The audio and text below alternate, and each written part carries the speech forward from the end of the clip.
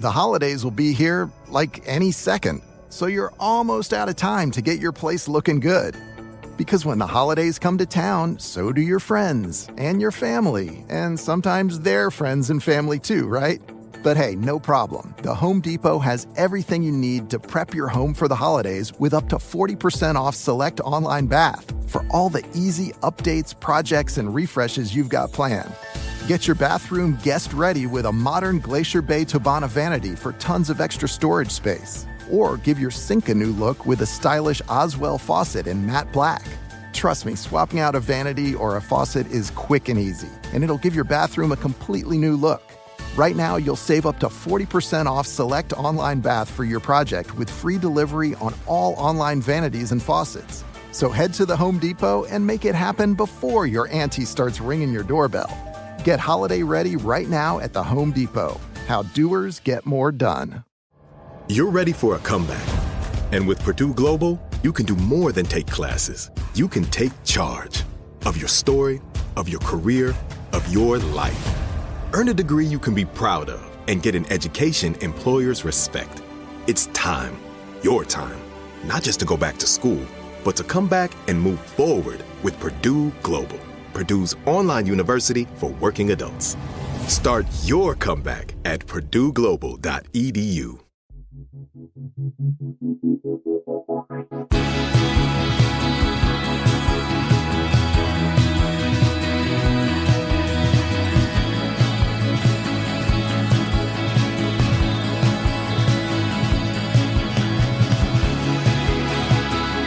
You're listening to 100 Words or Less with Ray Harkins. Hello one, hello all. Welcome to another episode of this fine podcast in which we have discussions with people who are involved in independent music, whether it's playing in bands, whether it's putting records out, whether it's documenting it in some way, shape, or form, or have been profoundly influenced by this awesome metal, hardcore, punk, indie rock, emo scene, as long as it's from the DIY variety, as it were. I mean, DIY, it means a lot to a lot of people, but you know what I'm talking about. Today is a really, really cool chat that I had face-to-face with this person. His name is Joel Birch. He is the vocalist for the Amity Affliction, who has been banned for like 20 years. Or I think so, maybe 15. I mean, they'll obviously correct me. But I was able to have this live and in person at the New England Metal and Hardcore Festival. So you can easily Google that or follow on the socials because they had an amazing event this year. And I can guarantee you that it's going to be an awesome time next year. I mean, I think the Saturday that not the Amity Affliction played, because they played the night before, but the Saturday, there was like 6,000 people. And for the night that Amity played, I mean, there was like, I don't know, 4,000 people. It was amazing. It was so cool to see live music so back in a big way. And anyways, I just was very thankful to that team for bringing me out there and gave me the ability to have these podcasts in person because, you know, I mean, as cool as it is to be able to schedule stuff over the computer, there's always a little special sauce that gets sprinkled over these conversations when I'm able to have them face to face. And Joel was an interesting one because Amity Affliction has been a band that I've been aware of for a while. I would not say that I'm like a hardcore fan or really had pay attention to most of their output, besides the fact that I know that they're an incredibly important band. They've existed for a very long time. I know Joel has been an outspoken individual. We actually talk about this at the very, very top of the episode where, he's not afraid to shoot his shot, shoot his opinion out there. And, you know, there's times it's got him in trouble, so to speak, as far as, you know, the social media trolls that like to drag people through the mud. But he is an incredibly thoughtful, and I like within our, 30, 40 minute discussion, I was just like, dude, I really like you. Like, I want to be your friend. And it was really cool. So that's what we got. You can always email the show, 100wordspodcast@gmail.com. I appreciate all feedback, positive, negative, everything in between. Or if you just want to say hi and be like, yo, check out this band. Always appreciate that. You can also leave a rating and review on the Apple Podcast page. I know every podcast asks you that, but that is why it's important. And so take that 5 seconds and do it. It takes you, like I said, no time whatsoever. Maybe I'm going to round it up, maybe 10 seconds, but it helps out tremendously. The Spotify artist page or podcast page, you can do the same thing. You don't need to leave a review. Just hop on there, leave some stars. There we go. You go on about your day.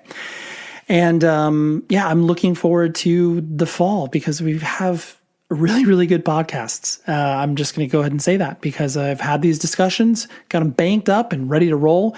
And it's fun because I've been able to dig even deeper with people in regards to, like, maybe it's not a band that is a household name, or maybe it's a band that, only got spoken about in the 90s or whatever. I just, got a lot of fun conversations coming. So, and of course, I'm already starting to think about the best of 2023 podcast that I do with Joey and Jeremy, like many of you enjoy. So anyways, let's talk to Mr. Joel Birch from the Amity Affliction.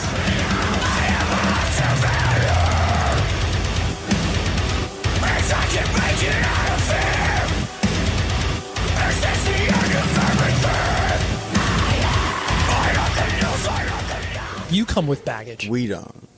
As a band, we don't. But that's just because I'm politically left-wing. Right. You were what they would call an outspoken individual.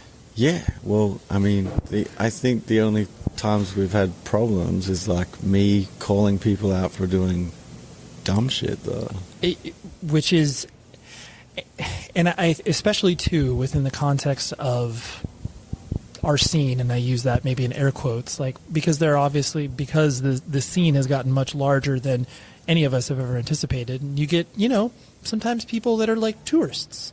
They're not exactly connected to what it is. Yeah. I understand that. Yeah. And so, there's sometimes you have to be like, hey, that behavior, not that cool. And we're a bit strange in that we're a metalcore band. Yep. With like poppier singing stuff, but everyone in the band is from hardcore. Of course. And so we are a bit like out of place in our own genre. Totally. You're like, we make this music because we enjoy this, but like we're hard. But I mean, most people I think that are of a certain age, like, do intrinsically come from that. Yeah, but they just have played different styles. Yeah, well, when we started, I guess the scene writ large was much more inclusive of everyone. Right. Like, you would go see Madball and then Sunny Day Real Estate. Sure. You know what I mean? It's and no everyone problem. Would be like, right. It's all hardcore. And then, right. Not anymore. Well, I think, I mean, not to push against what you're saying, but like now I think it's, people, generically speaking, it's more so like younger human beings, people are genre agnostic, where it's like they like a little bit of everything, but they don't. I like that. Right. Yeah. But the only thing that I would say, because they like a little bit of everything, they're a blend of all of it, and they don't really, like, for lack of a better term, commit. And maybe that's not a bad thing. No, I don't think so. No. I don't think so. No. I think our generation is also like meaner. Sure, more judgmental, like crueler, and I don't know. Like I do Muay Thai, and a couple of the coaches are like lamenting the good old days of hard men and like getting grilled, and I'm like, I don't know. I got a 22-year-old stepson. All his friends are mellow. They're all happy. They all get along. I'm like, I don't know. It's pretty chill. It seems pretty good. I'm like, I got a lot of baggage from that shit, Right, yeah. The men being men idea, like that, some people might define as toxic. Yeah. And I'm like, well, I'm here, like, kicking and punching. Right. But I'm not that. Right. Because you can contain both elements. You're like, I am a sensitive human being and I have empathy, but I also like wrestling around and getting sweaty. Yeah, but I grew up kind of mean, so right. Like our generation is like we just fucking burning each other all the time. Right. Constantly. You mentioning like you being mean, that sort of dovetails into a question where like, when did you recognize that in yourself, where it's like having that, you know, whether it's like the defensive mechanism of being like, oh, I'm mean because I need to protect myself from these other elements that I am experiencing in my life? Like, when did you, I guess, recognize the fact that you were like, oh, maybe I'm a little harder than I need to be? It was always drinking that did it. Okay. And I haven't had a drink in like 7.5 years, so I bite my tongue a lot more now. But I don't know, probably a long time ago. But I don't know, everyone has their insecurities, I guess. I had a childhood I don't remember. Mm-hmm. Like, I don't remember high school or anything. It was just not good. Right. I was just like, it was abusive. Right. At home and everything, and I think maybe from there, I don't really know. It's just, I probably like a little bit of bipolar, a little bit of upbringing, a little bit of the era I grew up in, insecurity, just like a melting pot of problems. Of course. creating that kind of attitude, I guess. Well, a defense mechanism, because like, if you, to your point, if you're experiencing these awful things at home, you're like, that's the behavior that I am modeling. So whether you're abusive verbally or whatever, you're just like, I'm just mean because I gotta harden myself or whatever. Yeah, I mean, there is that, and then there's just like, I have a pretty low tolerance for things that I think are not good. Sure. You know? Like, if you're going to be slut-shaming or sexist or a bigot or racist, I don't feel like I have to contain what I'm saying for decorum. No. Like, I don't feel like that is a thing that I need to do. Yeah. And people are like, oh, you fucking being too confrontational with these people. And I'm like, well, I don't care, because they're not people that I want to be associated with. Of course. So yeah, I am actively making sure that I do not surround myself with people like this. Yeah. And I mean, I can't help the people I'm surrounded by a lot of the time. Yep. And I can't help the people that like our music. Mm-hmm. I'm definitely growing like more sympathetic to their situation and what may have landed them where they are and how they think. But I mean, most of the time if I don't bring anything up, if someone brings something up to fuck with me, then they kind of get what they deserve. Right. I mean, they're asking for it, so to speak. Yeah, they are. Like, if you want to, I don't talk about politics with anyone because no one fucking cares. Yeah.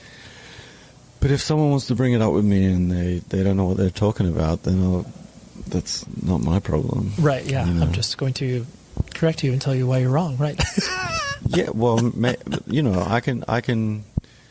I know enough to know why things are how they are, mm-hmm.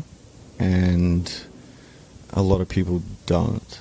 Sure. And they only know the cable news version. The bubble that people exist in. Yeah. Yeah, and as a left-wing sort of political thinker, I get a little bit bothered by people calling like the Democrats left-wing, for instance. Right. You're like, they're not even remotely close. Yeah, right? I'm like, no. So I don't know. Yeah, I mean, I've been mean. So, I mean, some things I've been mean about are just funny to me. Sure. And well, the awareness of that, you're able to deploy it strategically now, whereas like previously there was no strategy, that was just simply just existence. There was no strategy. Right. No, I didn't mean, I'm saying like 95% of what I've ever said I either don't remember or didn't mean. Yeah. I mean, I'm significantly different now than I was when I was drinking. Of course. And even the first couple of years after drinking, I was furious because I had had to deal with right. emotions. To deal with like all those things that you were making go away. Yeah. They didn't go anywhere. No. You got at some point you have to deal with yourself. Because you can't run away from that. Yeah. And on that note, like it does seem, I mean, especially I know I was joking, but I wasn't going to bring up anything in regards to the tour, but a through line that I've seen with most of the bands that exist on the tour that you're currently on, bands, whether it's like individuals or the collective approach of the band being like, hey, we're open about the struggles that we've had, or, you know, either collectively as a band like Parkway Drive or, you know, certain members or certain records about that. And maybe this is me looking way too into this, but just the idea that, do you feel like the idea of mental health and all of that existing in Australia? I mean, I know globally more people are speaking about it now than they ever have been, but like, do you feel that it took you guys collectively, the Australian sort of punk and hardcore scene, to be like, do you think that was more repressed in Australia, or does that not have anything to do with it? I realize I'm trying to like blanket statement something. No. It's a good question. I would say Australia is much more like rural America. Okay. Even in the cosmopolitan parts. Okay. So probably yes. I mean, I lived with a guy who told me to shut the fuck up, everyone gets sad. And I tried to kill myself like 3 weeks later, and he was like, ooh. And that was like my first experience with trying to explain to someone how I was feeling. And then I got diagnosed with depression, obviously, afterwards. I don't know if I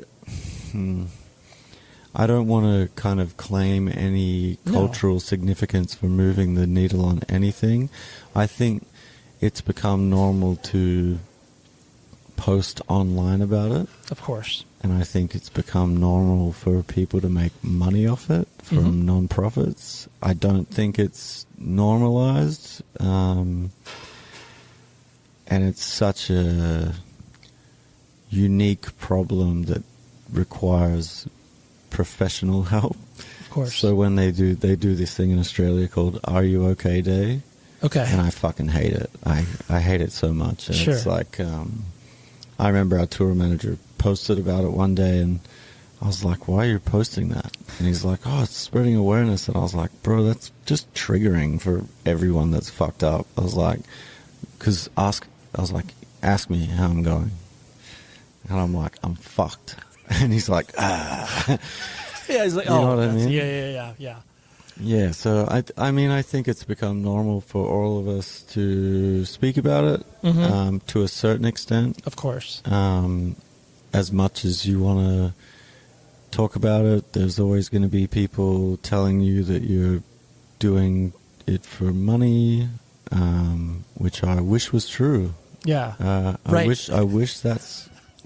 That was all of a sudden the checks were starting to roll in, right? Bro, I wish I was doing it for the fucking money, but unfortunately, that's not the case. Yeah. But I mean, broadly speaking, I think the music has helped. Population growth, meaning that there's a growth in people experiencing the music. We've been around for 20 years. Right. I've seen hardcore. Hardcore was gone. Yep. And then I saw it come when like the SoCal punk was happening. Of course. Hardcore kind of fell off. Yep. It came back after that. I watched it go away again. I watched it come back again like 10 years ago. Yep. I watched it go again. And now I'm watching it come back again, which is amazing. Of course. You know? And I think it's cool. Like, I mean, Turnstile going from a hardcore band to a pop band has really opened the door for a lot of other bands. It's made, to your point too, it's made people reconsider what any of us could have ever anticipated happening. Exactly. And I mean, that shit started as a fucking side project. Like, totally. it's just like angel dust, and right, exactly. You know, you've got Chopped like and raised, right, you've got like this one fucking band that just sprung out, right, blew everyone away, of course, fucked off, and did bigger things. Yeah, which is crazy. It is. Where it's just like what the idea of combining 311 and Snapcase into this, like no one thought of it. No one could have done that. Yeah. But on that, because I was going to ask you, the 20 years of the band existing, like that's weird. Like no band should last. I mean, especially in punk and hardcore. It is weird. Yeah. Right. Yeah. And like you said, you've been able to. It's getting weirder. I can imagine too, where it's like, what keeps you rooted in the fact that obviously, like, I mean, yes, the pure enjoyment of playing in a band and touring and all that aspect, but like, what keeps you rooted in wanting to do this? It's, I mean, I don't go to therapy. Okay. So this is that, you know, a different version of it. Right. Yeah. It's like, it's all I know as well. Okay. It's an intrinsic part of who I am. Sure. I don't know what I would do without it. Okay. I thought I was over it, and then we had COVID. Yep. And I realized I was definitely not over it. That was a very stark realization. It was, yeah. It was brutal, and it was very bad. Yeah. It was hard to get through, and I wasn't locked down either. Yeah. I think we had, where I live, 21 days. In 2 years, and it was like a funny lockdown. Because I live at the beach. Got it. And they were like, well, you can exercise. And so everyone's surfing and like on the beach. Right, yeah. You're like, oh, this is different than many other places. Yeah. So, I mean, I didn't experience that part of it, but I had 3 kids. My income dropped by 60%. Yep. My rent went up by 35%. So I had different stressors. Of course. Than other people, you know. But it also gave me a realization of what I have, and that I like it a lot. I love it. And right. And I spoke to my tattooist friend, actually, and he kind of summed it up best. He just said he didn't feel like he had a purpose because he couldn't tattoo anyone. Sure. And I was like, fuck, that's how I feel. I was right. Like I went back to college and actually started in law school because I've always been interested. Yeah. And then I was just like, man, like this shit's soulless. Like it's so bad, you know. Sure. And I'm still interested. I've had to quit because we're touring again. But, of course. I'll probably go back just for fun. Right. Yeah. Just strange thing to find fun, but for fun. Like of course, on the side. Yeah. I love learning. And, right. I guess I just realized, you know, like I could have done this, and I don't know if I'd be happy. I'm not sure. Please immediately go to rockabilly.com because they have a full line of rad Halloween stuff from bands like Black Sabbath, Ghost. We're talking I Prevail. They have so much neat stuff that I want you to go to Rockabilia just like immediately because, you know, by the time that Halloween passes, like it's right around the corner. So go ahead and do that. But use this promo code 100 words or less. It gets you 10% off your entire order. I love what they do. They ship officially licensed lurch. How about merch, right? Officially licensed merch from all over their spectrum of sounds. Because, I mean, they don't just work in like punk or hardcore or anything. They run the gamut. They got a lot of cool stuff. And it ships from the Midwest here in the United States of America.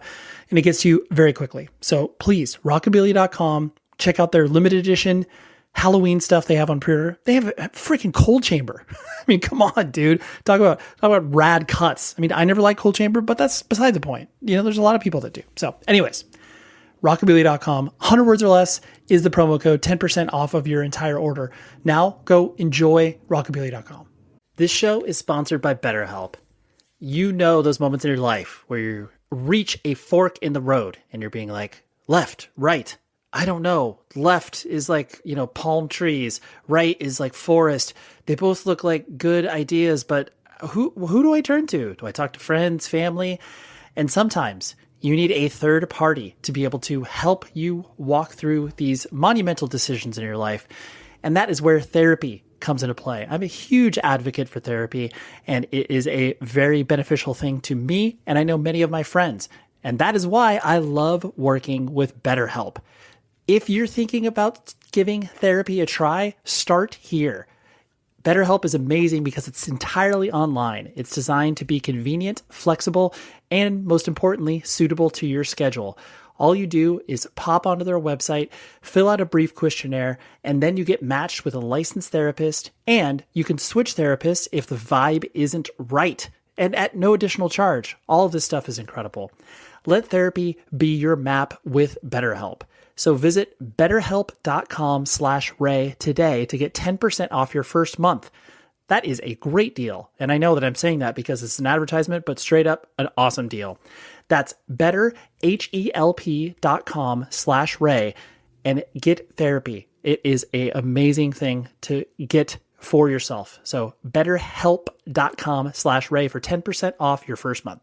Stepping outside of that statement where it's just like, oh, your purpose, like it sounds so cheesy or whatever, but like a cliche. True. But no, but if you do experience something where it's just like the actual act like of creation, playing in a band, doing all the things that you do, but ultimately the core component of it is your purpose. You're like, that's what, even if people most likely if people were not paying attention to anything you were doing musically, like, yes, you would be a lawyer or whatever, but there's still that component of the fact that you want to create, and that was what will get you motivated. I think a lot of creative people have this same problem, though. Sure. Especially in the hardcore, man. Like, I just can think of people that have gone on to be lawyers, psychologists, like graphic designers in large marketing firms, absolutely, marketing executives themselves, like people in the film and television, people filming in Hollywood that are like, you know, working on sets of blockbusters and then going to watch fucking Speed in LA. You know what I mean? Like, I don't know. I think hardcore is like a pretty special, it's a special kind of scene because it is at the beginning for every band, no matter who you are, it's DIY. Of course. You're handing out flyers, you're making your own flyers, you're making your own merch, you're fucking doing all this shit, you know, and then all that work translates well into every other part of life. Mm-hmm. So I think it's pretty unique, you know? It is. No, I agree. And I think, like, I mean, of course, we are going to think that because we've been involved in it, but it is true where it's like the idea of applying the things to like a resume or whatever, where you're like, you know, when you're booking a tour or putting a demo, you're like, you're not, you know, 16, 17-year-old, you're not like, oh my gosh, I'm developing these real business insights. Like, no, you're just like, okay, I paid $200 for it. We're going to make $250. I didn't lose that $50. Like, you know, I made $50. Like, all right, great. You just did a P&L. Yeah. People are like, what does that even mean? But it's like, that's, but you can. And like logistics. Totally. I mean, all the shit that fucking children are doing. Right. And they're like, you didn't go to college. And it's like, so what? Like, you're like, have you ever driven from Minneapolis to Omaha and figured this out? Yeah. People are always like, we did 13 tours of the U.S. in a van. Yeah. And people don't hear about you, right, until you gain some sort of level of success. Of course. And then they're like, oh, they fucking came out of nowhere. And it's like, You're like, do you realize how many times we played Chain Reaction? 13. Right. Oh, bro. I love that venue. Of course, it's a great venue, but you're just like, when you come... like Andy Sorreo, great guy. Unbelievable human. But fuck, man. Totally. And you're like, you're like, I shouldn't see Anaheim 3 times in a year. No. No one needs to see Anaheim. No, unless you're going to Disneyland on vacation or something like that. But yes. Man. But even then, You've been, like we were talking about kind of before, you've been, you know, very open about what you experienced in your life from, you know, homelessness, abuse, et cetera, et cetera. And I'm going to guess that obviously your connection to music was something that was pulling you through, or like the sense of community around like you going to shows, even if you like literally did not have a home to go to. Yeah, I still went to shows. Right. Yeah. So like that is I mean, maybe that's another obviously reason you feel. I just didn't tell anyone though. Sure. I just went. Well, I mean, like went to the show. Everyone always wondered why I had a backpack. Yeah, Joe. And then I'd go and like sleep in a park or whatever. It's right. Yeah. And I'm sure there's a sense of feeling like you want to, and I know this sounds very like whatever H2O positive hardcore or whatever, but just like giving back to something that gave you just a place to be, and obviously friends and a community. Yeah. I mean, I give to. I mean,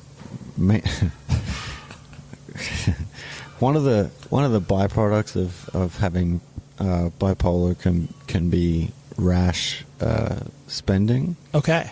And I was just talking to my manager the other day. You're just talking about giving back. Yes. And I'm like, man, I was really fucking depressed for 2 weeks, and I like donated $2,500 to like sure, just different things, different organizations, right? And I was like, fuck, I didn't have that money. Like, I didn't have it. Like, right. I mean, it was in the bank, but it was spent. It was spent. It was allocated. It was allocated to other things, right. And I was like, yeah, I'm gonna sure need some help here. And he's yeah. just like, Jesus Christ. Yeah. You're like, Joel, can you be an adult here? Yeah. You're like, I am. I'm giving. I'm literally giving back. Yeah. These people don't have things. Yeah. Yeah. I do my best. I'm pretty charitable. Sure. I don't really talk about it much. Like. Yeah.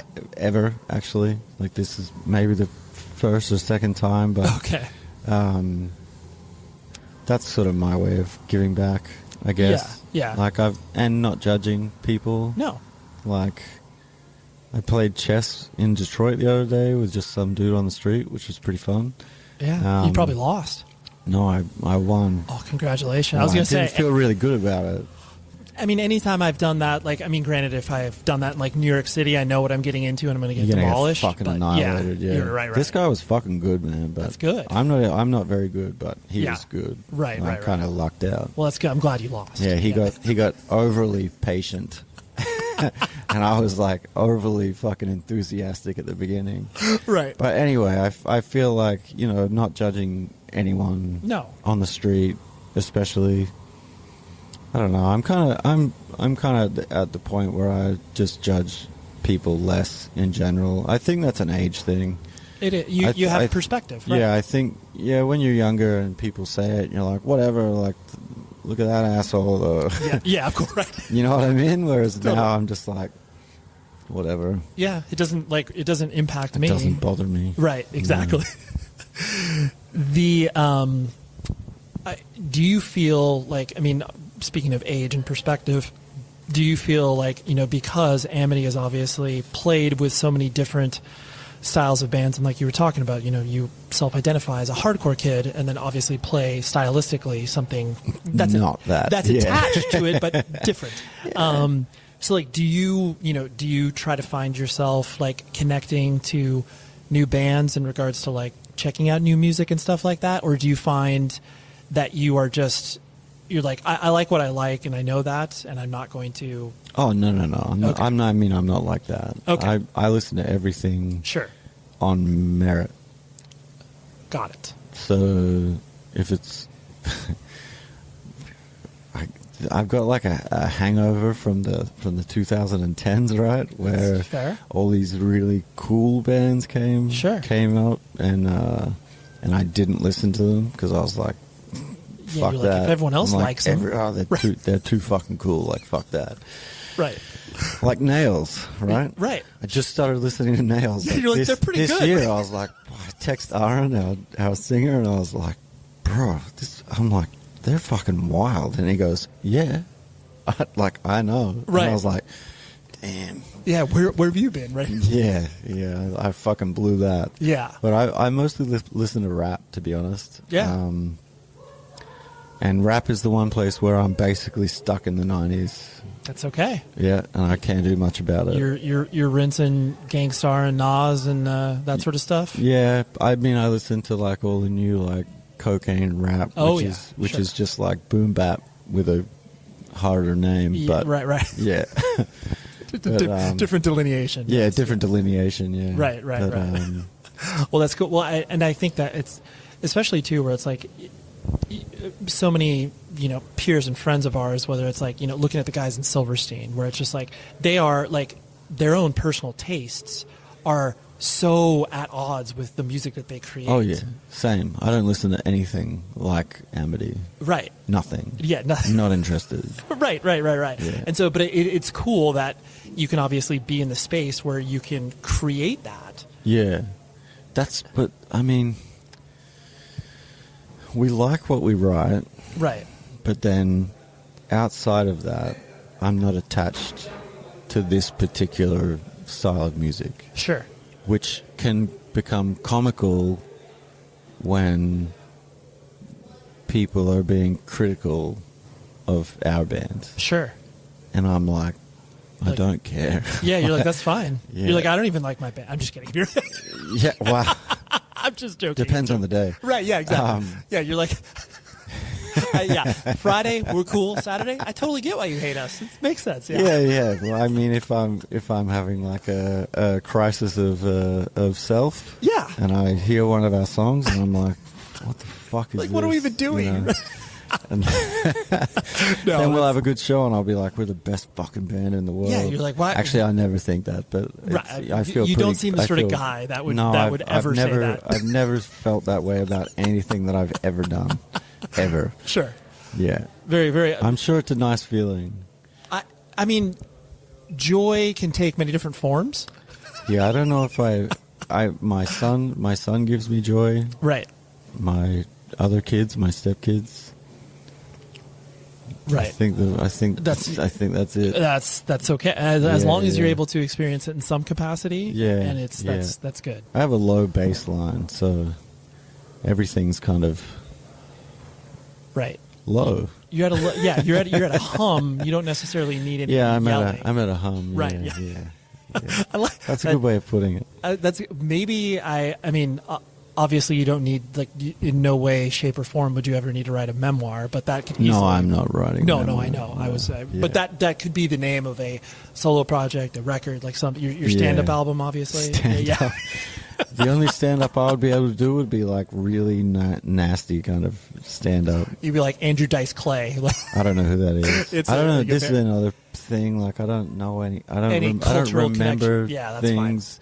So there was someone recently I read who also has bipolar that said they're not a fan of anything. Okay. And that's sort of how I feel. Sure. Like, I like a lot of stuff. Yeah. But there's no one that I'm a fan of. Right. Yeah, you're like, I don't... Like, I don't know what that is to be that. Sure. Yeah. Like, I don't put that label on myself. Like, I enjoy what you do, but I'm not a fan? What does that even mean? Yeah, like, I don't even know what half the people in bands I like look like, or... I don't know their names. Right. Like it's never been something that I've cared about. The only times it's different is when the band has put forth a member prominently on purpose. Yep. Or you have bands like Shai Hulud, where the band was actually just Matt Fox with others. Yeah, of course. Yeah. Everybody's a rotating cast of characters. Yes. If you have not been asked to sing for Shai Hulud, you really haven't played in the hardcore scene. Well, I feel pretty offended. I'm offended. I've never been asked. Okay, well, I personally have been asked, and I sang on half a song, and I was like, Matt, this is too hard. There are too many words. There's so many words. It is, and so, anyways, I did a paper in at uni. I already like where this is going. At university, the first time around. Yep. On the Elizabethan nature of Shai Hulud lyrics, and how I basically dissected that within Blood Ill Tempered. Oh, sure. Yeah. That's spectacular. Yeah. Anytime you can pull in something that is obviously what we would define as intelligent within punk or hardcore, and then apply an academic lens to it, you're just like, am I the smartest individual ever to make these two things? Like, oh my gosh, this is brilliant. Like, what am I even doing here? Yeah. I managed to, like, bring in some like JD Salinger shit as well. I was feeling pretty good about it. I got a great mark too. I would argue that there's probably joy contained in there somewhere with that particular project, or maybe pride. We'll put it that way. Yeah, a little bit of pride. Yeah, a little bit of pride. Didn't I'm not going to get. Didn't last. No, long. it didn't last. It was the alcohol. Gone in a flash. Well, I quit uni that year, but I didn't tell them right. And then the next year, I was like, I should go back. So I went back, and then I quit again, but without telling them. Oh, that's good. And they were like, "You can't come back." They're like. They're like, "You don't go here," and Right. I'm like, "No, I don't." No, you're right. And they're like, "Well, don't come back." They're like, you're literally not welcome nor invited. Like, you're good. We've tapped out on you. We're good without you. Yeah. Oh my goodness gracious! Our friends at Evil Greed are back because they are supporters of independent music, and they offer web store solutions for bands of all shapes and sizes. But you, as the consumer, can benefit greatly by going to evilgreed.net and checking out what they have to offer. And what they have to offer, I mean, anything that you can probably shake a stick at in regards to heavy artistic stuff, which I'm going to give you a little sampling of some of the bands they work with, whether it's like Tsunami, Chelsea Wolf, Triple B Records, Sargent House. They have so much great stuff, and they operate out of Berlin, Germany, but do not be scared because they ship to you here in the United States of America very easily and quickly. And here, this is the key thing. Use this promo code 100 words. It gets you 10% off of your entire order, and you will be able to just reap in all of the awesomeness that is evilgreed.net. And I've ordered from them before. I mean, it's gotten to me in like a week, and I love what they do. So please support evilgreed.net. Use the promo code 100 words, and it gets you credit, 10% off, and it gets the podcast a nod that marketing does indeed work. So anyways, this is a mutually beneficial relationship. I love Evil Greed. So check them out and use the promo code 100 words or less. Now on with the episode. The last thing I want to hit on was the idea of, I mean, you enjoy, obviously, like you said, all of, the aspects of playing in a band. And I'm sure touring is something that means something different now than it did, 10 years ago. I mean, obviously you have, like you said, kids, like there are things that you would probably, like to be present rather than, no shots against the New England Metal and Hardcore Festival, but it'd be nice to be home for these elements of, participating in life back at home. How do you, because you've obviously done it for a long period of time, how have you tried to balance those two? I don't have really balance in my personality. Sure. I guess maybe that's a bad choice of words, but yes. Yeah. Maybe. I mean, like this morning, for instance, I walked around for 3.5 hours. Okay. Just walking. Just walking. That's okay. Taking photos. Yeah. And I guess when I'm doing that, I'm not really thinking about much. If we're in, like tomorrow, we're in Scranton. Yep. It's going to be rough. Sure. Yeah, I don't know. I mean, my son's like my best friend, which is cool. Yep. And then my wife also, I've known her since 1995, so that's quite some time. Long time. Yep. Yeah, like most of my life. But also, and she's the same. We both like our space and our freedom. Like, she just went on her first holiday recently without Bowie, without our son. Right. And she fucking loved it. Right. And I was like, yeah, you're good. Like, when I'm home, go. Yeah. So I like being away. If I could have Bowie with me all the time, I would. Right. But unfortunately, we're not Slipknot, so we only have the one bus. Right. Yeah. Like we can't bring our entourage. Yes. Yeah. But I don't know. I mean, I like. There are days where I don't like being here. Mm-hmm. There are days where I don't feel like being here in a larger scale. Yep. And then there are days where I'm like really happy that I am doing it. You right. know? And then there are days in between. There's like a lot of gray area there. It's the complication of life in general. Yeah, it is. Yeah. And the show sometimes changes how I felt about the day as well. Right. I can have a great day and a bad show, and the great part of the day is fucking out the window. It's just like, what did I even do? Yeah, right? I guess it's just like any other job, you know, at the end of the day. Like and also like something that may be different for me, and I definitely know like Parkway as well, is this happened by accident. Of course. Like, I didn't want to do this. No, there's no grand plan you had, yeah. No, like, we started touring because we learned that you get free alcohol. We were Great. like, that's crazy, let's go. Yeah, why would people give this to? Yeah. And I mean, then we sold out a venue in 2008, and we were like, what the fuck? And, you know, it was like 800 people or whatever. And we were like, that's crazy. And right. We're like, maybe we should try a bit harder, which we didn't, but sure. We thought about it. Right. But yeah, I never wanted to be in a band. Never thought about it. I dated a girl, and her friends were in a band, and they were like, come do this. And it was like a thrashy kind of hardcore punk kind of band. And then eventually I was asking them to get heavier and heavier and heavier, and they were like, nah. And so we broke up, and I joined another band. That broke up, and then I got asked to join Amity, and that was it. Right. So I'm here by accident. Totally. Right. And I think that makes a difference, you know. I've seen, because we've been here so long, I've seen so many bands come, get big, and disappear. Yep. And both here and in Australia.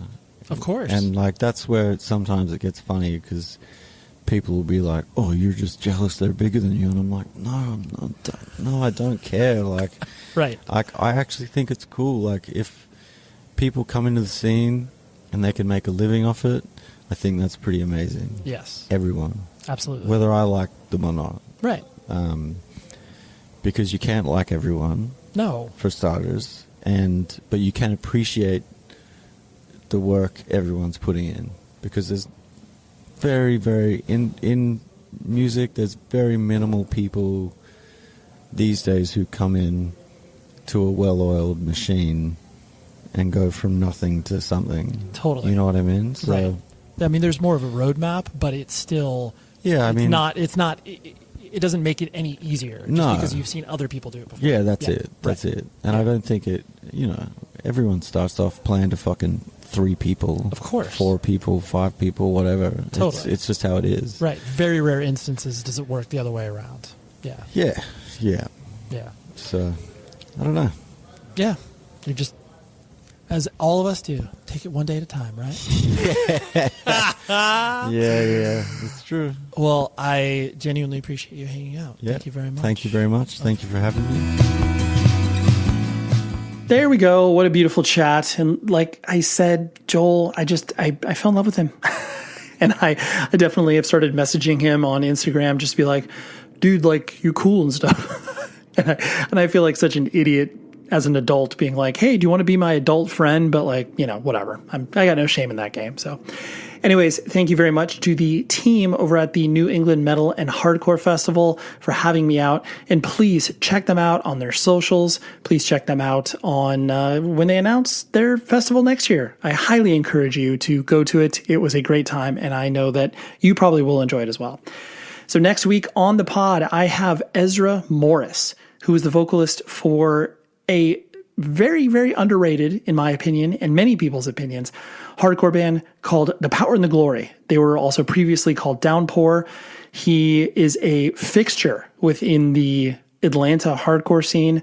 I met Ezra many moons ago, and we got on like just immediately. Like we just on the same level, really knew where each other was coming from. And I've remained friends with him for over 20 years because I think that's when we started to play shows in like the early 2000s together. But yeah, Ezra was a great chat. And I mean, he's lived a life in media. He's worked at Vice magazine and so many other interesting things. So anyways, that's what I got. Next week, Ezra Morris from Downpour, The Power and the Glory. You can kind of use those names interchangeably, but you know, when they broke up, they were called The Power and the Glory. So anyways, that's what we got next week. Until then, please be safe, everybody.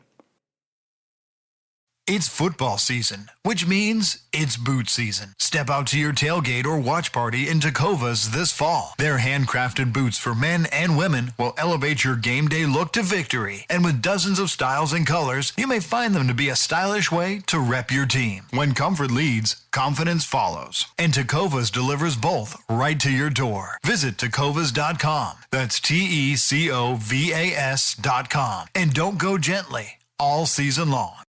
Congratulations to the City of Bellevue, Washington, first place award winner for Innovation in Community at the 2023 Unconventional Awards presented by T-Mobile for Business.